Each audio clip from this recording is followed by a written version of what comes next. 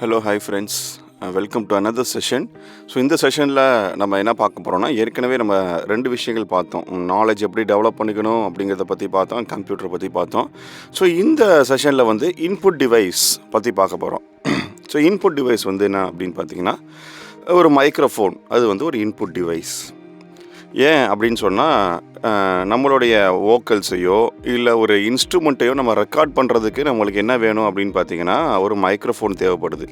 So அந்த மைக்ரோஃபோனை பற்றி இந்த வீடியோவில் நம்ம பேச போகிறோம். ஸோ மைக்ரோஃபோனில் 2-3 டைப்ஸ் இருக்குது, நிறைய டைப்ஸ் இருக்குது. ஆனால் யூஸ்வலாக இந்த ஸ்டூடியோ காரியங்களுக்காக யூஸ் பண்ணுற டைப் வந்து பார்த்திங்கன்னா ஒரு 3 டைப்பு.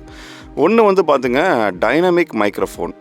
ஸோ டைனமிக் மைக்ரோஃபோன் அப்படிங்கிறது இந்த மேடை பேச்சுக்கெலாம் பார்த்திங்கன்னா யூஸ் பண்ணுறது நார்மலாக இருக்கிற ஒரு மைக்ரோஃபோன். அதுதான் வந்து ஜென்ரலாக நம்ம பயன்படுத்துகிற மைக்ரோஃபோன் தான் இந்த டைனமிக் மைக்ரோஃபோன்ஸுங்கிறது. இதோட சென்சிட்டிவிட்டி வந்து பார்த்திங்கன்னா ரொம்ப கம்மியாக தான் இருக்கும். ஸோ ஷார்ட் ரேஞ்சில் இருக்கிற சவுண்டை மட்டும்தான் இது என்ன பண்ணணும்னா கேப்சர் பண்ணி எடுத்துகிட்டு போகும்.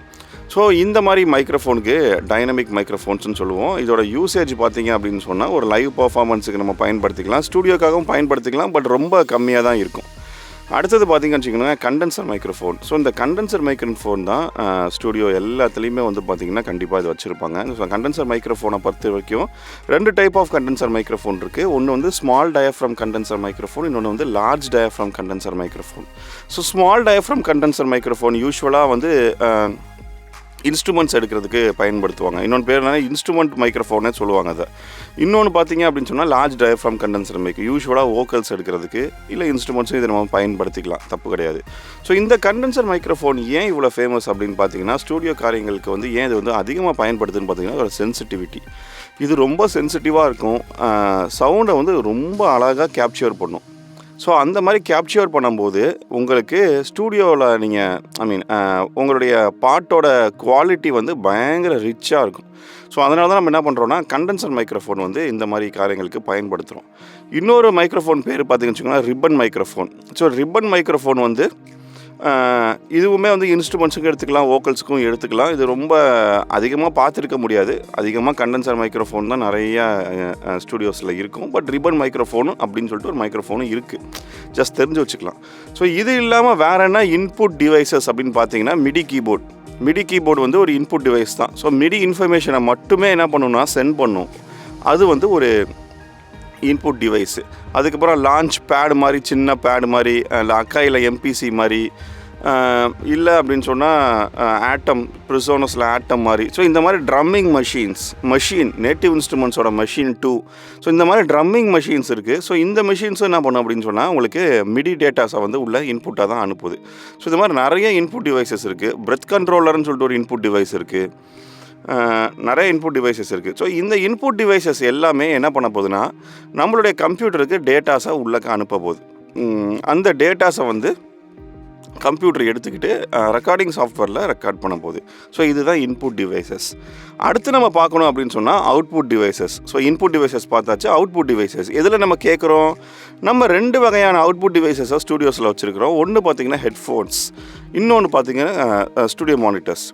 ஸோ ஹெட்ஃபோன்ஸை 2ஆக பிரிக்கலாம். ஒன்று க்ளோஸ்டு பேக் ஹெட்ஃபோன்ஸு, இன்னொன்று ஓப்பன் பேக் ஹெட்ஃபோன்ஸு.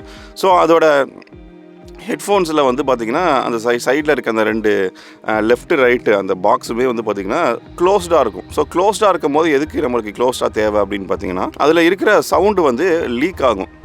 ஒரு பாட்டு போட்டு நீங்கள் கேட்கும்போது அந்த ஹெட்ஃபோன்ஸ் வழியாக சவுண்டு லீக்கேஜ் இருக்கும். ஸோ அந்த சவுண்டு லீக்கேஜை கண்ட்ரோல் பண்ணுறதுக்கு தான் இந்த closed back and open bag.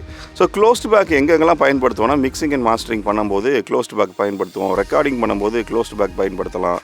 ஏன்னா வோக்கல்ஸ் ரெக்கார்ட் பண்ணும்போது சேர்ந்து இதோட லீக்கேஜும் சேர்ந்து ரெக்கார்ட் ஆகிடும். ஸோ ஓப்பன் பேக் ஹெட்ஃபோன்ஸு நல்லாயிருக்கும். ஓப்பன் பேக் ஹெட்ஃபோன்ஸு அந்த ரூமோட ஆம்பியன்ஸோடு சேர்த்து உங்களுக்கு காட்டும், அதுவும் ரொம்ப நல்லாயிருக்கும்.